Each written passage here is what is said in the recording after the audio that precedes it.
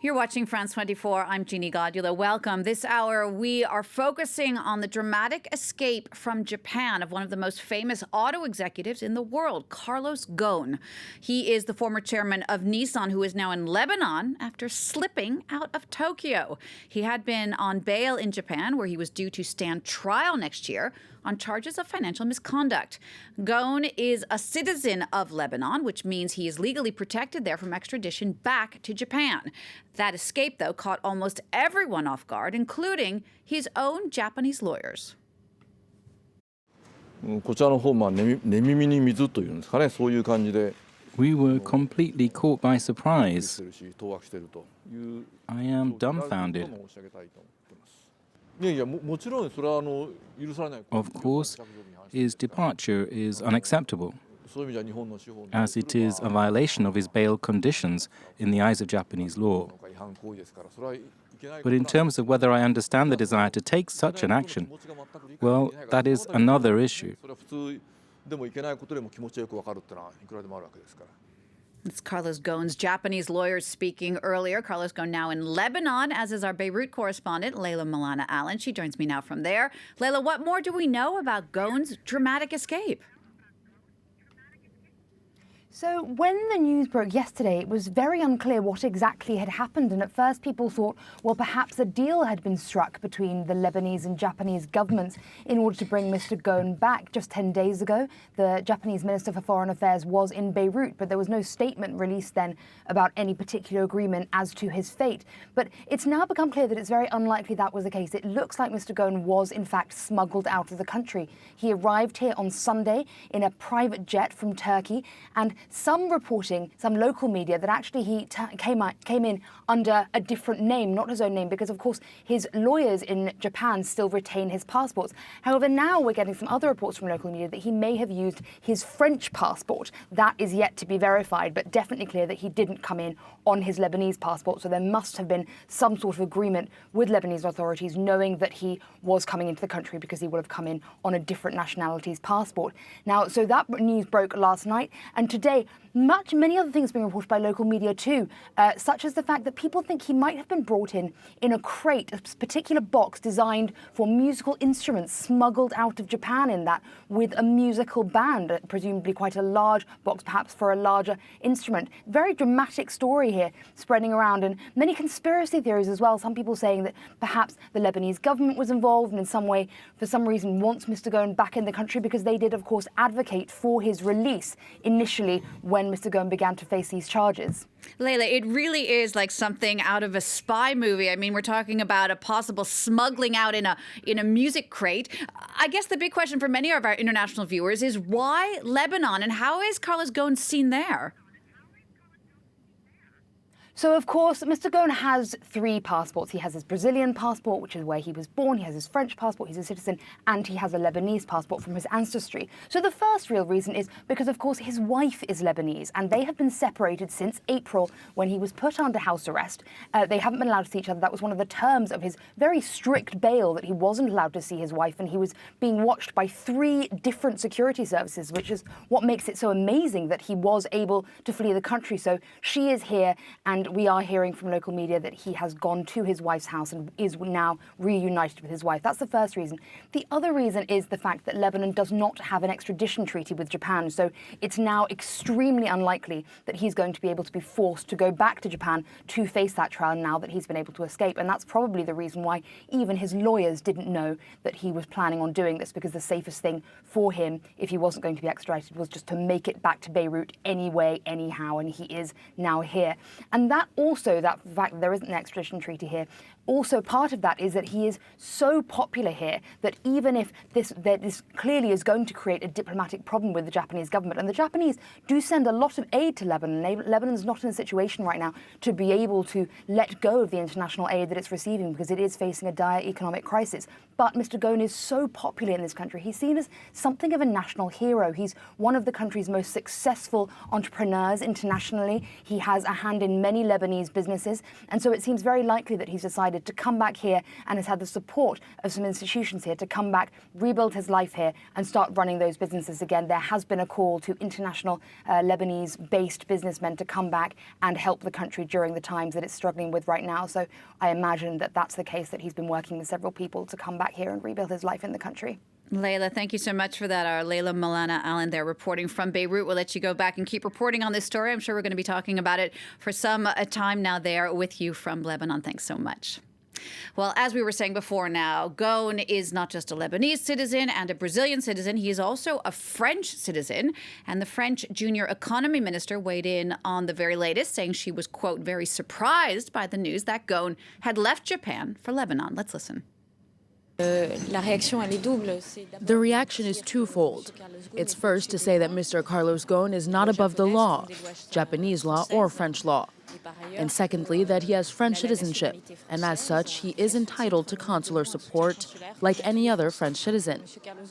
So yes, Mr. Carlos Ghosn is a French citizen and he must respect the laws, but he also has a right to obtain consular support no matter the circumstances. Carlos Ghosn, the architect of Nissan's alliance with Mitsubishi and French car company Renault. And to get more on reaction from there, let's go to the Renault-Nissan headquarters in the Paris suburb of Boulogne-Billancourt. That's where France 24's senior reporter James Andre is. James, what more can you tell us? Well, what I can tell you is that indeed here in Renault there's been no official reaction as of now, and there probably won't be one. Indeed, Carlos Ghosn used to be the head of this company, the CEO of this company, but indeed he left, he stepped down of his functions back in January 2018. But he has, and this is the reason why there is this kind of love-hate relationship with Carlos Ghosn here in France, he has profoundly changed this company. Behind me, when he became one of the directors general after a stint at Michelin of Renault back in 1996. This was basically a national automaker. He made it into an international automotive behemoth. He was the one who in 1999 negotiated the accords and the alliance with Nissan before becoming the CEO of Nissan, a period where he was nicknamed Le Cost Killer because he fired 21,000 people in Nissan and indeed made Nissan a profitable company again. Then he became the head of Renault, indeed becoming the first CEO of two major international companies, a job that was indeed extremely difficult, but he did manage to make this alliance and this in the course of 8 years. He started back in 2009, and in 2017, well, the Renault-Nissan-Mitsubishi alliance was the largest automaker in the world. It was in 2017 and 2018, with the company producing over 10 million cars. Now, of course, there were also a lot of criticism of Carlos Ghosn about the fact that he was more and more disconnected of what was going on inside the companies and on the factory floors. Also, a criticism about his salary, which was considered huge here in France, and once actually a few years ago, the French government voted against that salary, saying it was too high, but indeed the board of Renault-Nissan went ahead and gave him the money nevertheless. So indeed, here in France, compared to Lebanon, this is more of a love-hate relationship with a man that, of course, is hugely respected, but also criticized for the way he's been handling his own wealth and his position as the CEO of Renault. So, James, given what you're saying, and given that he cannot be extradited from Lebanon to Japan, is there any likelihood that he could be extradited from Lebanon to France and then to Japan? Well, that's a big question mark, and that, of course, is going to be a big diplomatic question. I mean, I do not know the legal issues per se. I don't know what the accords are between the three countries, but for the moment, indeed, the question is, will Japan try and pressure France into forcing Lebanon to hand Mr. Ghosn back? It's a big question mark, and of course it's also very difficult because right now Lebanon is facing a political crisis, so it's difficult to know who you would be negotiating with right now in Lebanon. So, well, that is obviously an open question for the time being. It certainly is. James, thanks so much for staying on top of the French angle of this story for us. That's our James Andre at the Renault-Nissan headquarters in the Paris suburb of Boulogne-Billancourt. Well, the news of Carlos Ghosn's escape to Lebanon was closely watched in Japan. Here's some reaction from people there. This is what people with power and money do. I have seen a few media reports, and there are some things that Ghosn did that I didn't understand. But I think he fled because he did something wrong. Whoever escapes wins. I envy people with money. As an ordinary Japanese citizen, we want Ghosn to tell the truth. We want him to appear in an appropriate place and explain in his own words what happened. Jean-François Demelio is an economist and the president of the Asia Center think tank. He joins us now from Lascaux in France. Jean-François, thanks for taking the time to speak to us. What went through your head when you first heard about this dramatic escape of Carlos Ghosn from Japan to Lebanon? Should we say it's very much Carlos' style, I would say, and without a play on words. I'm referring to Carlos as he was referred to in Japan, rather than Carlos Ghosn. Carlos was a very famous character in Japan. He was even, a character in the mangas, which are the Japanese cartoons. He was very popular because he was an extraordinary character. So what he achieved during that night or during that day is as characteristic and as unusual as whatever he did when he was running the alliance, and before that when he was running Nissan. He's a man of many talents. He's a man of many darings, as I would say. It was reminded just a few minutes ago that he did something that no Japanese manager ever dared do to Nissan, and that's how he turned over the very famous Nissan brand into a money maker. So it's very much like Carlos, I would say. So yes, it's very surprising. It's even stunning because you don't know exactly how he could achieve what he has achieved, but it's also very much like Carlos. It's interesting because for many of our viewers who perhaps aren't very familiar with Carlos Ghosn, and what we're saying about him right now sounds like a character out of a spy novel almost. Obviously, though, he was very famous at his heyday for his business acumen. You were mentioning that earlier. What's one thing in particular, one specific thing that he did to really turn the car maker around and give him the reputation that he had? Well, you have to remember that in the 90s, there was almost no takeover by a foreign firm into a Japanese brand. Japan, as opposed to what many people think, is not a very open market. So even more so, stock market was not very open. We did liberalize a little bit, or quite significantly afterwards. But just thinking of buying into the Japanese brand, and even more so, the household brand, in the 1990s, and then managing it so well that it could be a success story is probably his biggest achievement. The mere fact that you buy into a household name in Japan and make it an international brand. The Japanese international brands are purely Japanese usually. You take Sony, you take other brands. They are very famous, but they are Japanese. And the fact that this one is an alliance, is a blend, is something quite unusual, and that also comes from the multiculturalism of Carlos Ghosn, because he was able to deal with several cultures all at once. Jean-François, we've been following this story for some time now here on France 24, ever since Carlos Ghosn was first charged for financial misconduct. What kind of effect do you think this latest turn of events will have on the car company's business itself, and more specifically here in France for Renault? Sorry. Hello? You're there. Go ahead. Yeah. Yes. Well, basically, there are more difficulties in the alliance than purely the Carlos Ghosn case. You have difficulties in the management of Nissan now, because some people did resign. You have difficulties in the new management of Renault, because Sénat has not appointed everyone yet in the new executive committee of Renault. So I would say that the Carlos case comes second. Of course, it's not insignificant, but it probably comes second.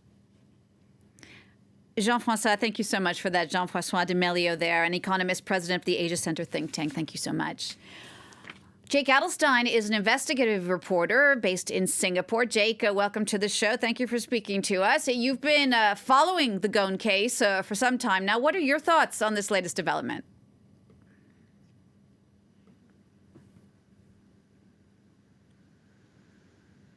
Well, actually, now I'm back based here in Tokyo.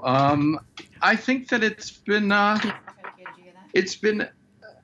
an interesting turn of events, and I think that Ghosn probably made the wisest decision because he was never going to get a fair trial here. Even former prosecutor Nobugohara, who has been very vocal in criticizing the way the Japanese government has conducted its investigation, said today that it was regrettable that Carlos decided to betray the trust of the court and flee, but that it was also understandable because the prosecutor's case was such bullshit. I mean, detarame in Japanese means bullshit. And he said that, it's very unlikely that Lebanon would return him to Japan if they asked for an extradition. And even if they did, it wouldn't be really accepted in international society. So I thought, this isn't the way people thought it would play out, but Ghosn's decision to run, where he can actually speak to the media freely, makes sense. Because in Japan, the last time he tried to even talk about his case, the prosecutors rearrested him and put him in jail again. That's interesting. So do you think at this point... So I think it was kind of a rational decision. One wonders if he was... Yep. No, go ahead. Please continue. Do I think at this point that it's a bad thing that he did? Okay. I think at this point, especially since the prosecutors refused to turn over about 6,000 documents to the defense, making his defense almost impossible. Ben Dooley in the New York Times has written about this in great detail. When there is no possibility of a fair trial, then running away makes sense. And if I was Carlos Ghosn and I could get away, I might have done the same thing. I don't know. But if you're saying... my lack of faith in the Japanese justice system, going back to the Mark Harkless case, is... Yes? I was just going to jump in. No possibility for a fair trial doesn't necessarily mean no financial misconduct. Do you think there was financial misconduct on the part of Carlos Ghosn?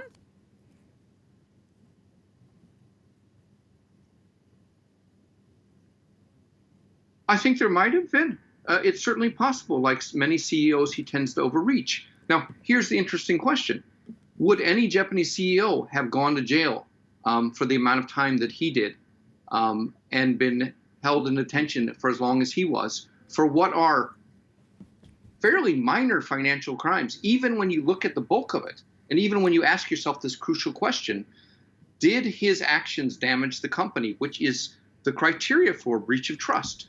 As a matter of fact, Nissan's executives have done more damage to the company than Carlos ever could have done.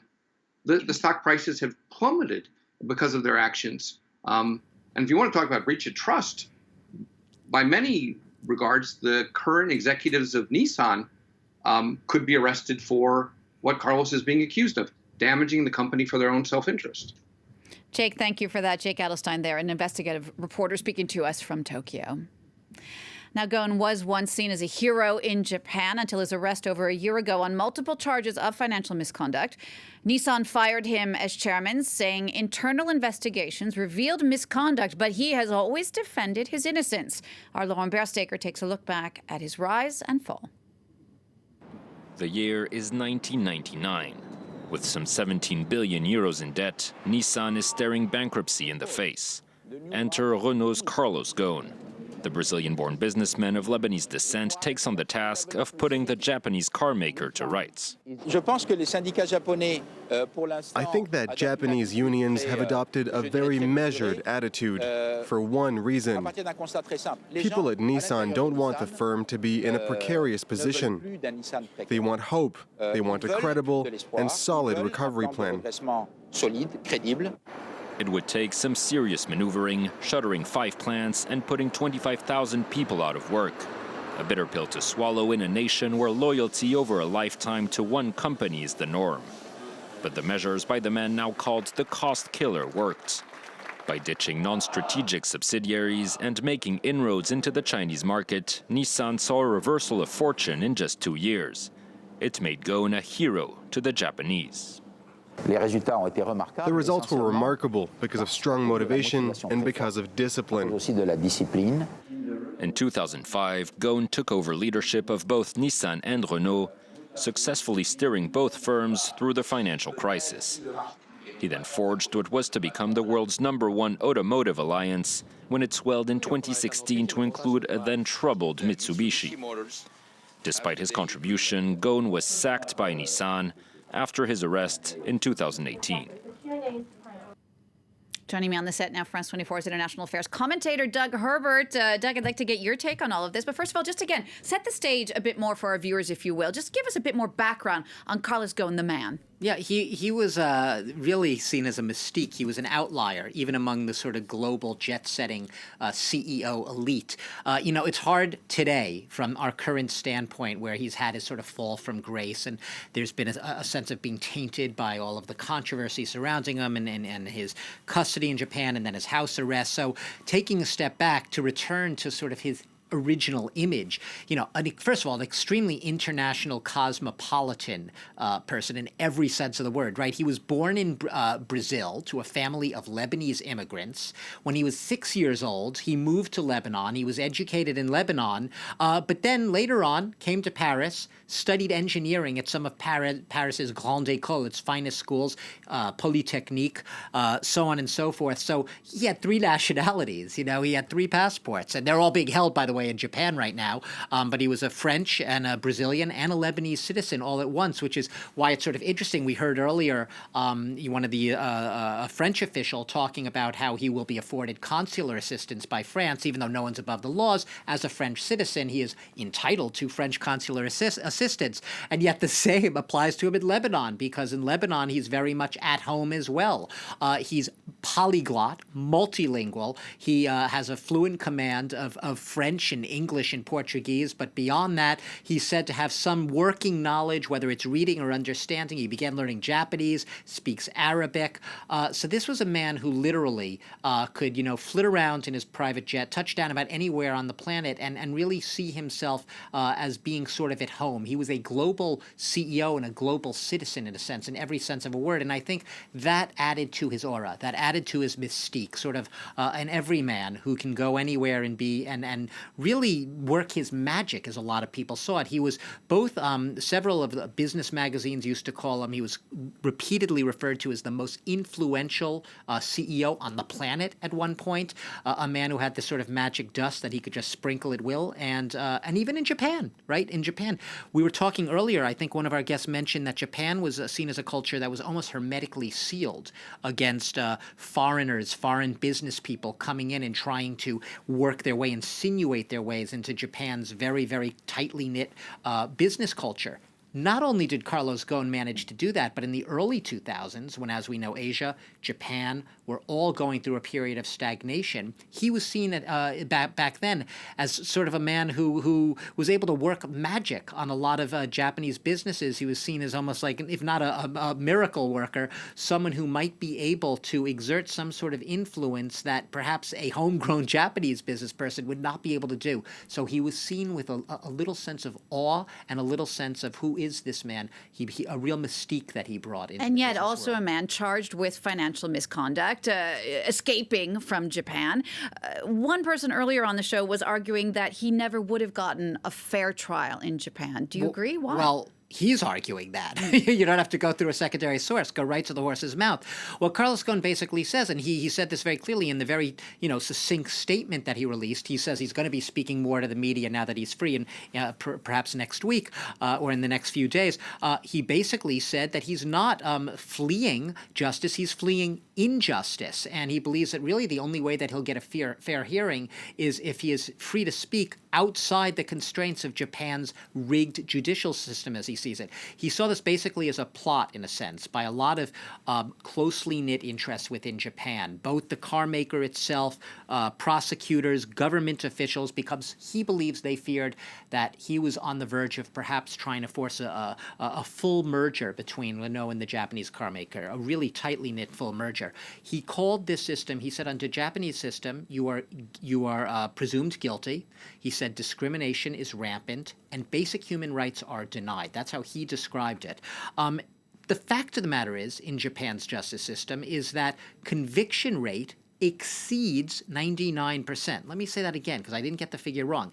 The conviction rate exceeds 99%. You say, well, how's that possible? That sounds like a Stalinist kangaroo court system, or North Korea. Well, the way it's done in many cases is through very long periods of custody. It's almost like a war of judicial attrition with suspects. They end up giving confessions which Carlos Ghosn and other critics of the system will call forced confessions. So there are a lot of problems, and there's a big story to be told about the Japanese judicial system in this, and whether or not how much it was tainted. And that you might be able to raise the question, is there a sense that the Japanese are maybe privately, if not publicly, sighing a sense of relief today at his fleeing? Why? Because they know that if he had gone to trial, perhaps a case that has already tainted Japan's judicial system in the eyes of many outside observers, they'd be even further vulnerable, further exposed. So they're not going to say so publicly, good riddance, we're glad he's gone. But maybe some people are relieved that now this sort of will absolve them of having to actually have a very public trial, which would have not just been a national Japanese trial, but a trial of international dimensions with the whole world looking in. Doug Herbert, our international affairs commentator, thank you so much. There is a lot more to come on France 24. Stay with us. I'll see you on the other side.